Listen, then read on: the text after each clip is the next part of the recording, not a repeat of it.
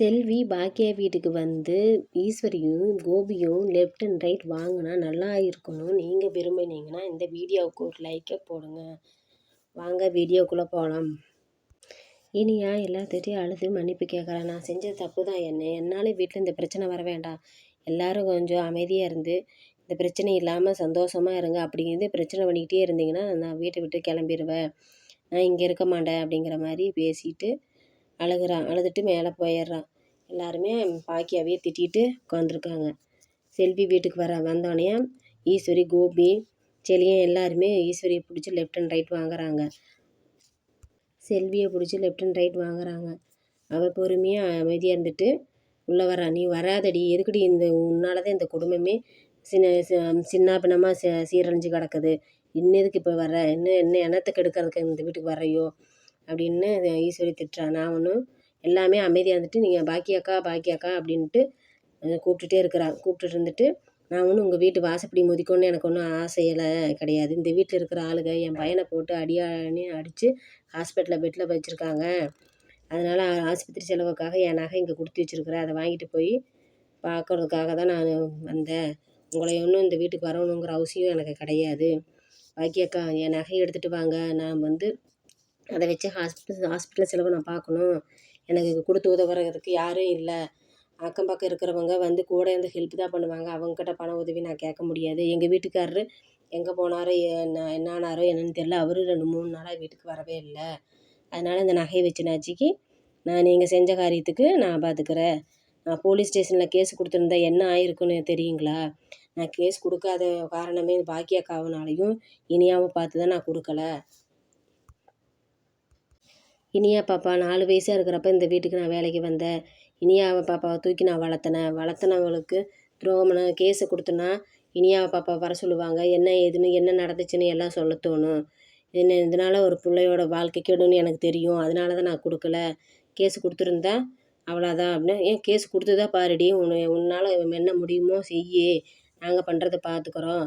என்ன வந்தாலும் எந்த ஆர்மியே வந்தாலும் நாங்கள் பார்த்துக்குவோம். என்ன எங்களை மிரட்டுறியா கேஸ் கொடுக்குறேன்னு அப்படின்னு 3 பேருமே பேசுகிறாங்க.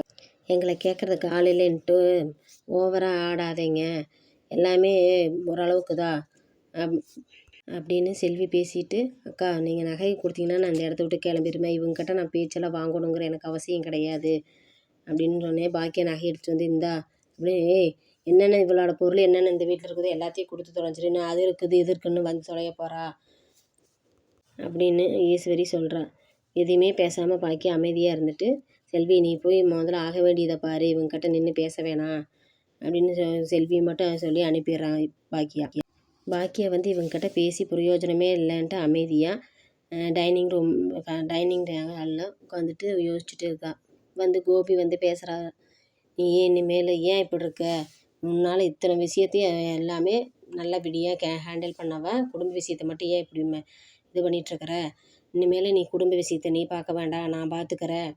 நீ ஹோட்டலு மற்ற எல்லாத்தையும் நீ பார்த்துக்க.